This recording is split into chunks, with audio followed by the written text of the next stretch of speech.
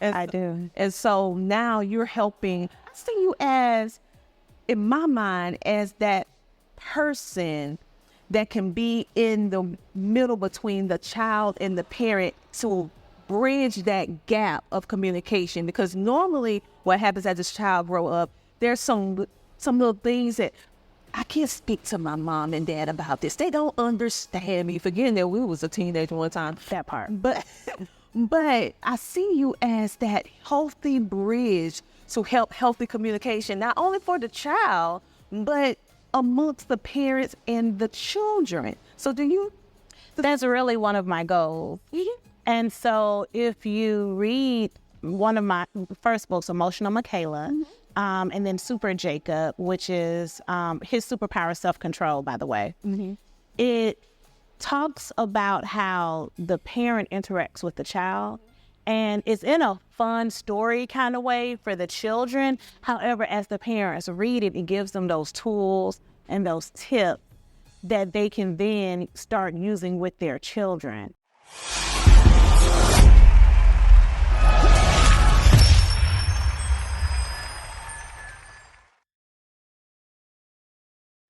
Hello. I'm going to say I absolutely loved being on the Tina Ramsey show. Her ability to be able to ask questions, her ability to be able to showcase a female, her professionalism, the communication, the razzmatazz of the entire outlook here on the podcast was absolutely phenomenal. And I'm honestly going to give her a 10 out of 10 when it comes to her podcasting skills. And I can say this with a lot of backing because I've been on over 100 podcasts. And I'm telling you, she's A1 in my book for sure. A really great experience on the Tina Ramsey show. I felt like she really asked some valuable questions that can help a lot of people, especially in regards to monetizing. And so the vibe was great. I honestly wouldn't mind coming back on again if she invite me. And I felt like the conversation just flowed. So I am super happy and I can't wait for the show to air on every single platform out there. And thank you again. Hello, everybody. I am Dr. TJ Ramsey, the host of the Tina Ramsey Show and podcast powered by CTR Media Network. And we are at the Flourish Black Homeschooling Conference here in Decatur, Georgia. And we are bringing you some of the best in the industry of education and homeschooling, helping you to get in the know of what's going on that you may not even know about. And today we have an amazing featured guest. Her name is Latoya Smith. So Latoya, thank you so much for being a featured guest on our show. Thank you for having me. Listen, I am so glad that you are here. So tell us a little bit about yourself. So I am a school counselor in the public school sector, and I'm also an emotional health specialist, which means I travel around to local churches, local homeschooling communities, things like that. And I work with their kids as well on social and emotional education, helping kids build resiliency, things like that. And I'm also a children's book author. Wow. You know what? Did you just hear that? Guys, she is in the public school sector and she is lending her expertise to the homeschooling community. And one thing that I heard you say that I feel that is overlooked some is the emotional aspect.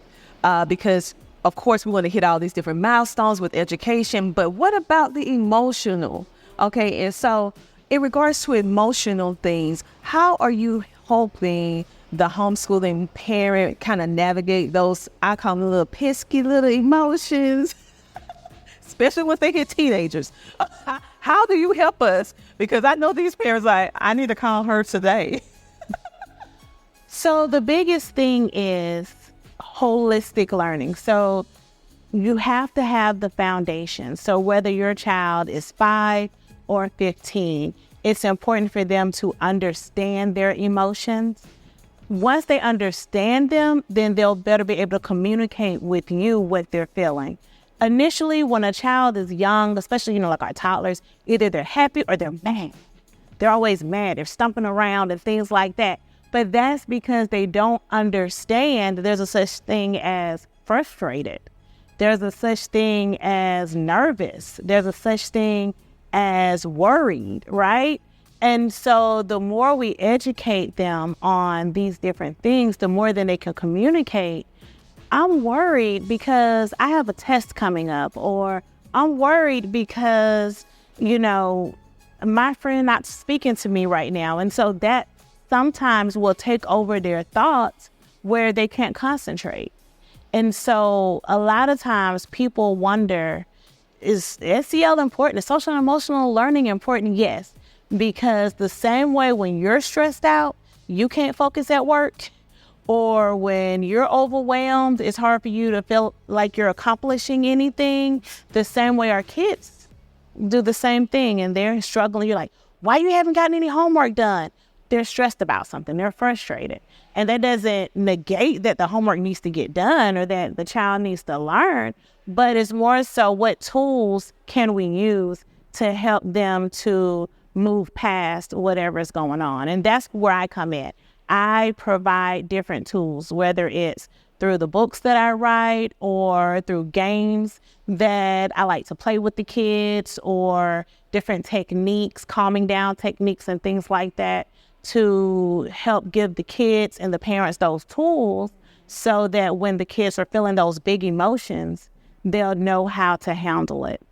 Listen, that is so crucial, because you're right. As adults, we know how we feel when we're stressed, but normally these are not skills that is naturally implanted in you. You have to have someone such as yourself to teach a child or a teenager how to communicate properly, because in this world of digital age, I would say soft skills have been a little lackluster lately, because this, you know what I'm talking about. And I do. And so now you're helping. I see you as, in my mind, as that person that can be in the middle between the child and the parent to bridge that gap of communication. Because normally what happens as this child grow up, there's some little things that I can't speak to my mom and dad about this. They don't understand me. Forgetting that we was a teenager one time. That part. But I see you as that healthy bridge to help healthy communication, not only for the child, but amongst the parents and the children. So That's really one of my goals. Mm-hmm. And so if you read one of my first books, Emotional Michaela, and then Super Jacob, which is his superpower, self-control, by the way, it talks about how the parent interacts with the child. And it's in a fun story kind of way for the children. However, as the parents read it, it gives them those tools and those tips that they can then start using with their children. And the same way when I have conversations with parents, by all means, later on I give you my Instagram information. You can direct message me. A lot of times parents do that and ask me questions about, okay, my child is doing this. How can I help them out? Why is my child, stomping around the house when, they're angry? Or how can I get them to react calmly to situations that really, to me, doesn't seem like a big deal? And I answer those questions. One thing that you said, as far as bridging that gap, because kids a lot of times don't believe that parents understand. One of the things I tell my parents, and I'm going to tell you all today, model the behavior you want from your child. Meaning, when you get angry, you could be at your child did something, you're angry, and you're sending them to their room, it so that you can calm down. Because you need to take some time, you need to take some deep breaths before you communicate with them. They don't know that. They just think you're sending them away. But you can just add that statement on. I need you to go to your room because I'm so angry right now that I need to calm down. So I'm going to take some breaths to calm down. And then they'll be like, wait, that works. Mama take breaths? Mama go and calm down? Yes. So then the next time you tell them, okay, I see you're really angry. How about you go calm yourself down? They won't look at it so much as, okay, she's punishing me. It's like, okay, well, your mama does it. I could try it, and it takes a different turn. You don't want self-regulation or calming down techniques to be thought of as punishment. You want it to be just part of the norm behavior in your house. Oh my goodness, that was powerful. Reflect the type of behavior that you want your child to have. And many times we get emotional and we're not thinking about reflecting the type of behavior that we want for our children. Because most of the time children are a sponge and they're soaking up what we're doing. We don't realize they're a mirror of us. We don't want to admit that. They're a mirror, representation. And so the fact that I love that you use your books as a teaching tool. As the parents reading, they're pulling those, ooh, that was smart. All right, so Latoya, tell us tell the audience, I should say, how they can get in contact with you, where they can find you, and anything else that you feel that they need to know about you.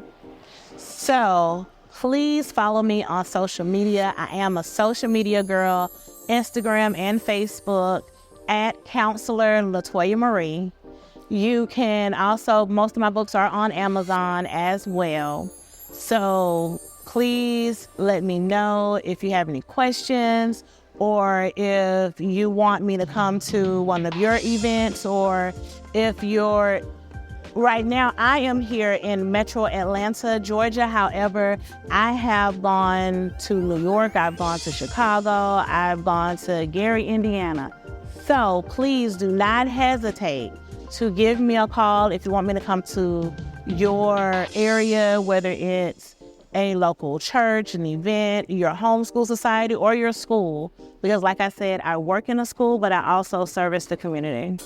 Well, thank you so much for everything that you're doing and helping us to control our little emotions, because we need that help. So thank you so much, Latoya, for being on the show today. And make sure, you guys, to check her out on social media, because she's a social media girl. Make sure to check her out. And you know what, you guys, I tell you this every week because I want you to believe this, because I know it's true. If no one told you today that you are worthy, that you are valued, and that you are loved, I want you to know that I love you and that you're worthy and that you are valued. So what I want you to do until next time, I want you to do what? I want you to keep smiling. Thank you for tuning in to the Tina Ramsey Show, powered by CTR Media Network. Because remember, it's time for you to what? Come share, shine, and grow on the Tina Ramsey Show. See you next week, same time, same place. Bye.